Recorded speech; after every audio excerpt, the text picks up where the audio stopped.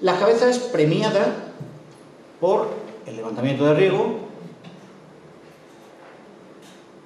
con el decreto 67 de 21 de junio de 1822, decreto que me costó encontrar una verdadera barbaridad y que me tuve que leer pues prácticamente todo la labor legislativa del trienio, porque se databa mal. Parece ser que Riego se subleva aquí y al día siguiente nos dieron el título, ¿no?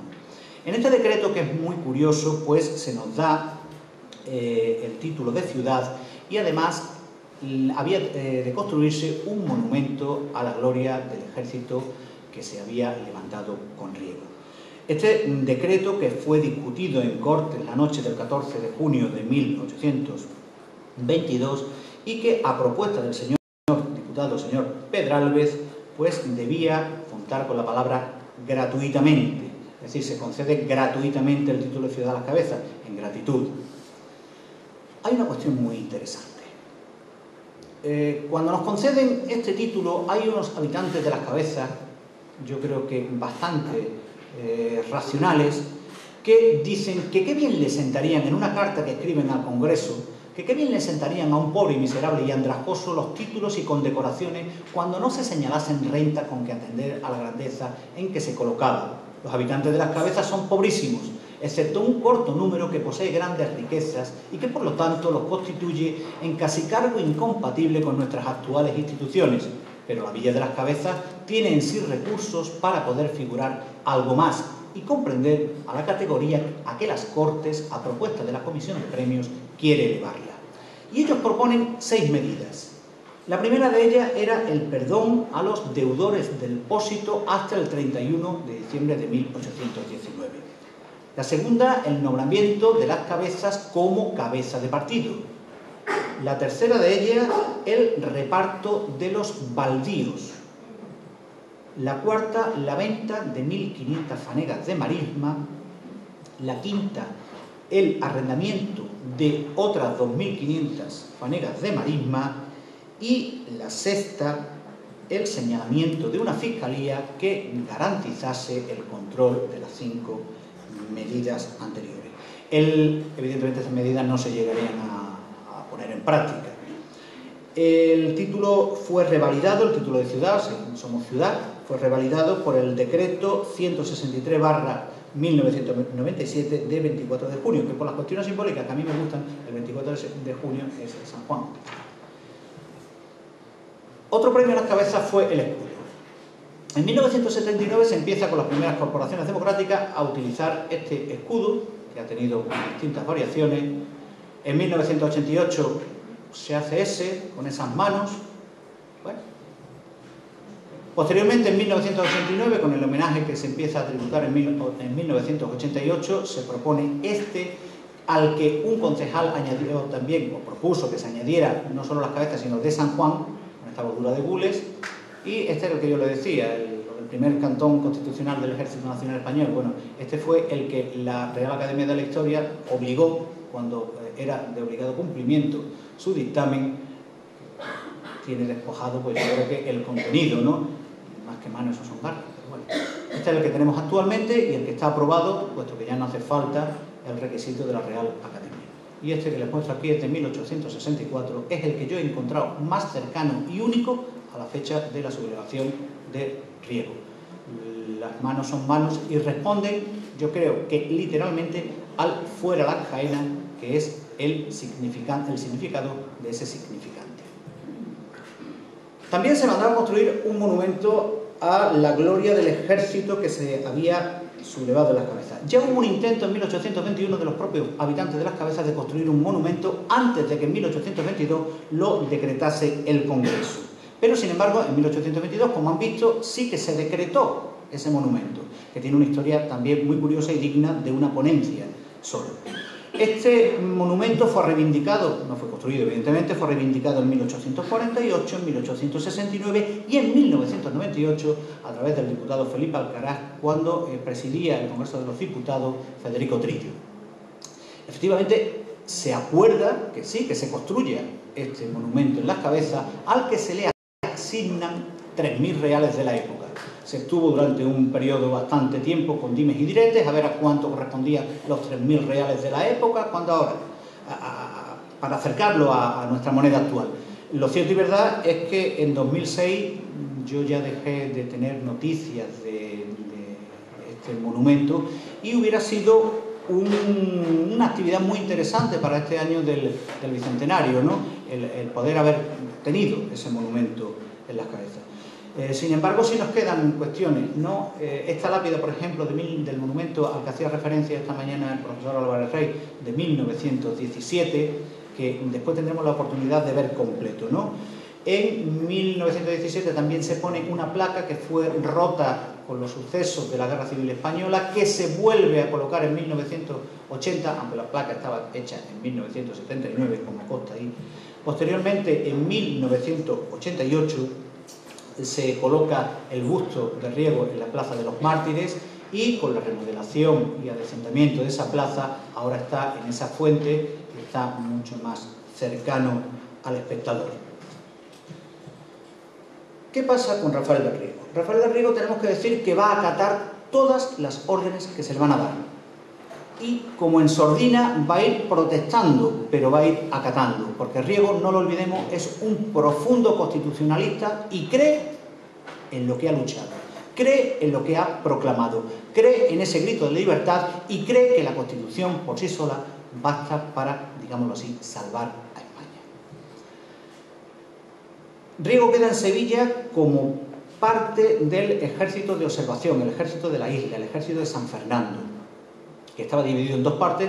Quiroga queda en Cádiz, Riego queda en Sevilla. Al ser Quiroga nombrado diputado, tiene que ir a Madrid y Riego se hace cargo de este ejército de observación. Pero el primer golpe, porque hay que decir que igual que triunfa la revolución, empieza a funcionar la contrarrevolución. El primer golpe contrarrevolucionario es la disolución de este ejército que era el garante constitucional, un ejército liberal.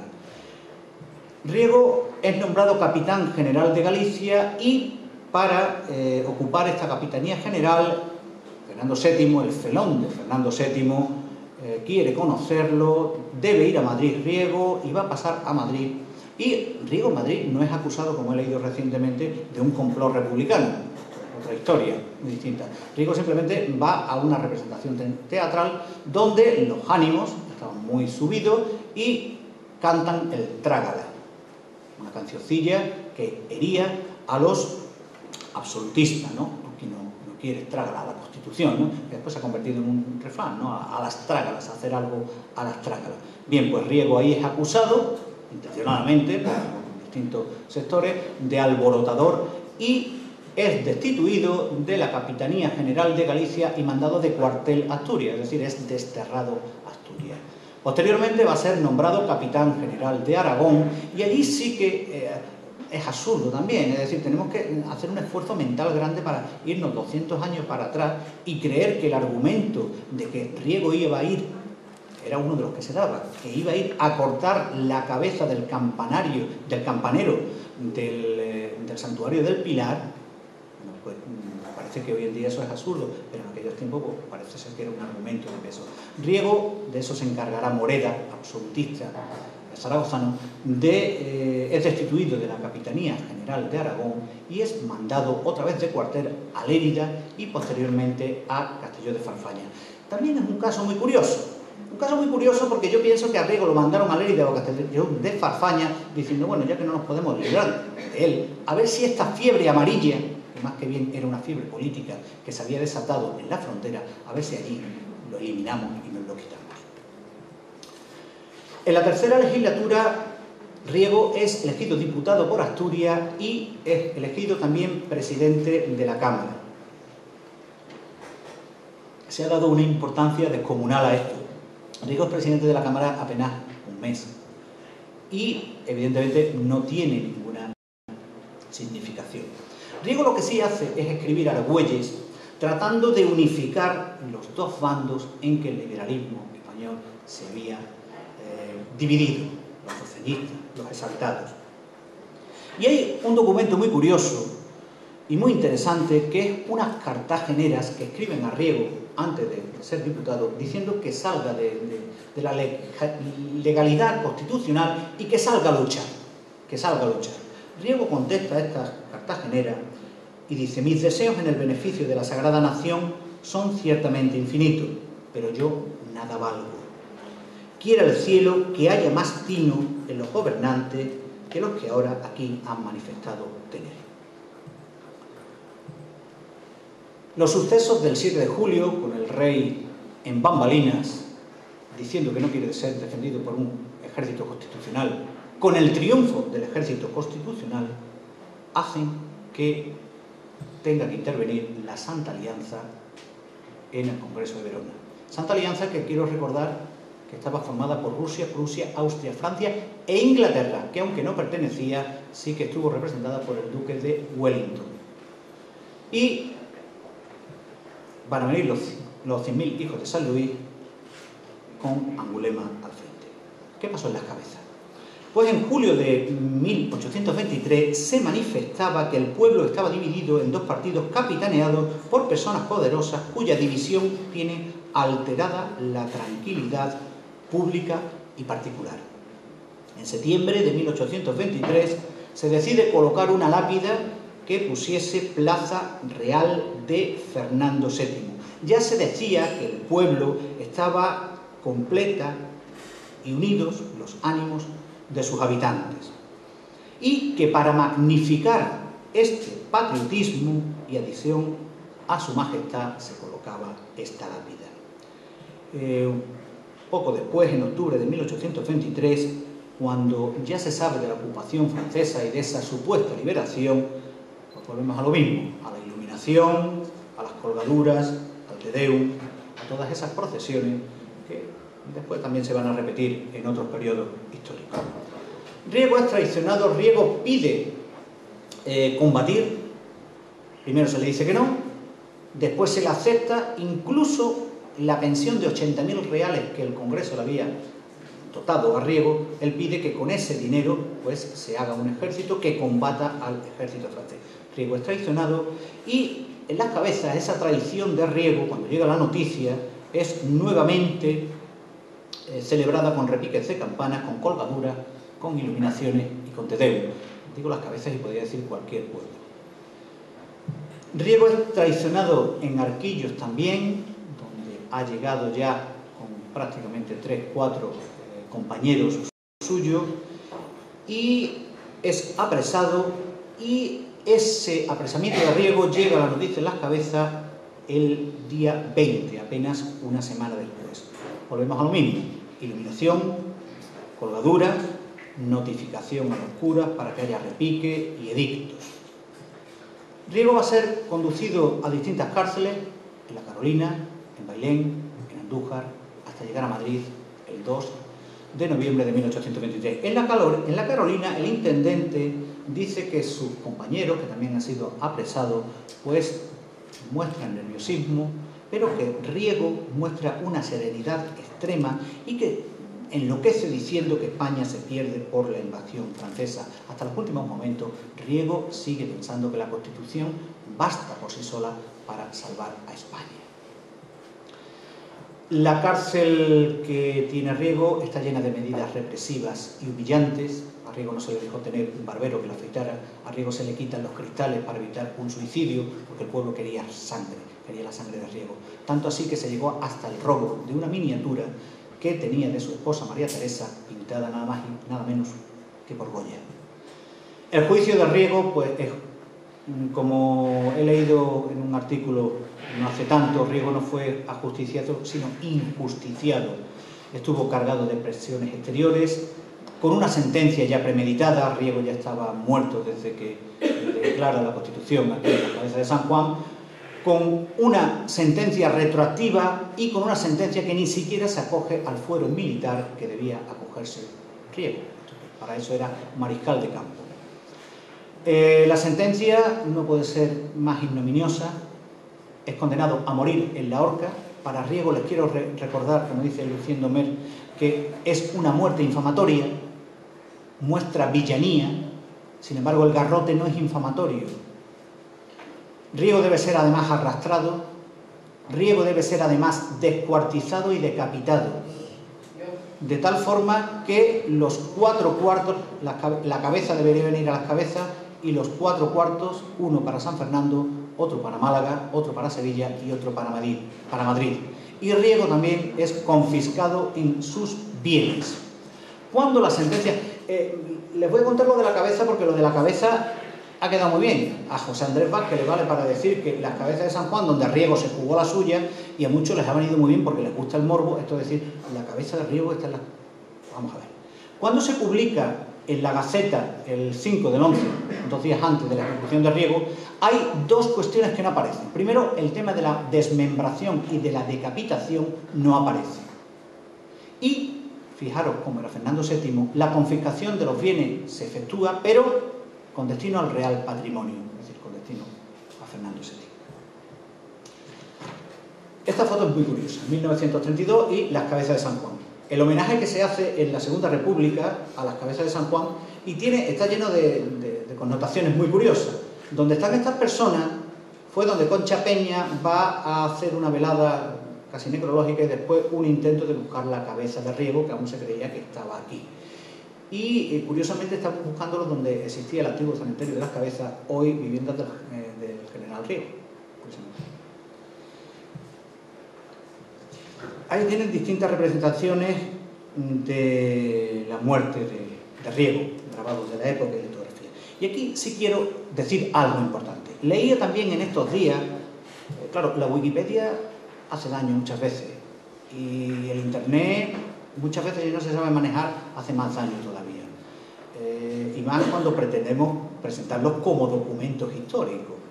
El profesor Gil Novales, a quien tanto le debemos, como ya he dicho, por el tema del estudio del trienio y de la España liberal, y de Rafael del Riego, ya demostró en una conferencia que pronunció en Asturias que esa historia del pueblo chillón, del pueblo gritón, del pueblo vilipendiando a Riego no ha existido, que es otra tara que echaron encima de Riego, fue algo más para insultar a Riego.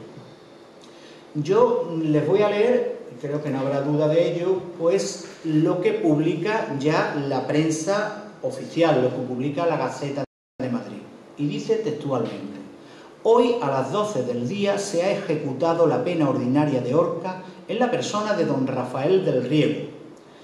El público que tan altamente ha detestado los delitos de este infeliz ha dado bien a entender que sabe separar el crimen del criminal, pues no se ha oído un insulto a su persona en medio del numeroso concurso que ocupaba la carrera, contentándose con gritar en el acto de la ejecución: viva el rey absoluto. En la prensa absolutista, creo que no debería haber duda, pero de todas maneras hay mucha más prensa que evito contarle. Pero no quedaron ahí las cosas, todavía quisieron cebarse más con Riego y hay una retractación político-religiosa que parece ser arrancaron a Riego. Yo creo que a Riego le hubieran puesto que firmara cualquier asesinato, pues en esas condiciones, pues no sé lo que hubiera hecho, ¿no? Esta retractación que después también le dieron publicidad, una publicidad interesada. Y vuelve el terror. Con la muerte de Riego en 1823 vuelve otra vez el terror. Vuelve lo que conocemos como la década ominosa, ¿no?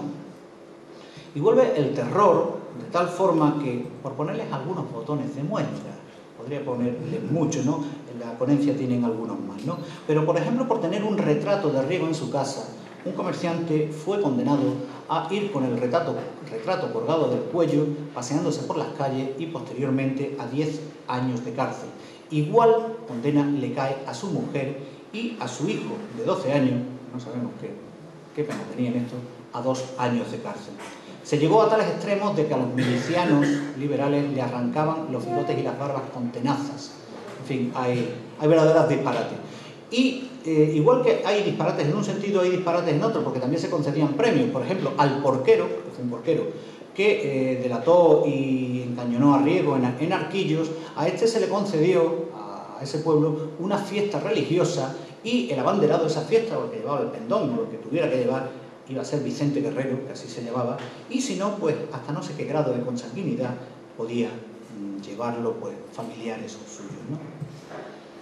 En época de Isabel II, 1835, a Riego, pues, por un decreto de 1835, cuyo artículo 1 decía que el difunto general del Riego, Rafael del Riego, es repuesto en su buen honra, nombre, fama y memoria. Un documento muy curioso. Es una proclamación, un bando, un cartel, no sé cómo denominarle, ¿no?, que se coloca en las calles de Londres en 1823, solicitando 38 días de luto, lo dice al final, 38 días de luto, que son los mismos que los mismos años que tuvo Riego antes de ser ejecutado. Y aprovecho en Londres para decir que allí estaba exiliada su esposa, junto con Miguel del Riego, el hermano, y junto con Álvarez Mendizábal, y su mujer muere el 4 de junio de 1824, y si tienen oportunidad, consigan el testamento de la viuda, porque es de los documentos más éticos que he podido leer. Últimamente se dice que pudo estar influido por la pluma también de Mendizábal, pero la verdad que merece la pena leerlo y lo pueden encontrar también fácilmente en la red. Vamos ya casi terminando con los homenajes que los principales homenajes que las cabezas le han rendido a Rafael del Riego. Y empezamos con este de 1917, donde ven la cartela que antes hacíamos ilusión nos haría verla en el mismo sitio otra vez, y a la que se refería el profesor Álvarez, la corona de los masones que vinieron a las cabezas. Hay fotografías, bueno, yo ya las publiqué. Posteriormente, en 1932, hay un homenaje republicano de lo más curioso. Han visto ante una foto buscando esa cabeza de Riego, evidentemente creemos que no fue desmembrado, de hecho su hermano estuvo buscando el cadáver y alguna noticia hay también de que fue enterrado por los frailes y demás, ¿no? En 1932 hay dos propuestas curiosísimas. Una que la hace el Liberal, el periódico El Liberal, y es que el balcón donde se sublevó Riego, se supone que fue en un balcón, hemos visto solo fotos de Riego a caballo, lo del balcón queda un poco así también, se ha declarado monumento nacional. Hay una segunda propuesta de cambio de nombre a las cabezas y que en vez de las cabezas de San Juan sean las cabezas de Riego. En fin, en aquella época también se trata de construir un monumento a Rafael del Riego. Se reciben suscripciones de muchos pueblos de España, suscripciones que después hubo que devolver porque, en fin, hubo unos desmanes y unas historias que no hicieron posible la construcción de este monumento. En 1980, con las primeras corporaciones democráticas, se repone la lápida, lamentablemente solo la lápida, el frontón partido y la cartela debían de haberse fijado también, ¿no? Y en lo que la prensa denominó como un homenaje rural y sencillo, en el que, por cierto, se prohíbe por la autoridad gubernativa cantar o tocar el himno de Riego. Y en 1988 se coloca el busto de Rafael del Riego en la Plaza de los Mártires, acudiendo José Rodríguez de la Borbolla, por aquel entonces presidente de la Comunidad Andaluza, y Pedro Cienfuegos Jovellanos del Principado de Asturias. Curiosamente, el abuelo de Rodríguez de la Borbolla estuvo presente en el homenaje de 1917. Y poco más, o poco más me da tiempo contarle aquí. La verdad es que van a encontrar la mayoría de los textos en la ponencia escrita cuando se publique, y solo decirles que tal vez este 2012 pues sea un buen principio para honrar a quien defendió con su actitud una coherencia liberal y constitucional ejemplar. Y como hemos dicho, es importante por lo que encarnó y aún hoy encarna, imagino. Y por unos hechos que más que disfrazar debemos asumir, enorgullecernos de ellos y defenderlos.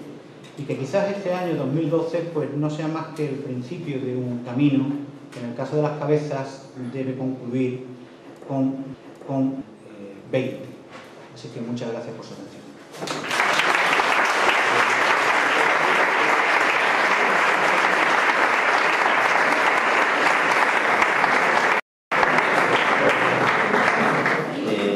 Muchas gracias. Sabíamos que lo iba a hacer magníficamente bien y que nos iba a dar una información que para muchos era absolutamente desconocida. Así que esperemos con ilusión cuando llegue diciembre para poderlo leerlo en su totalidad en las actas.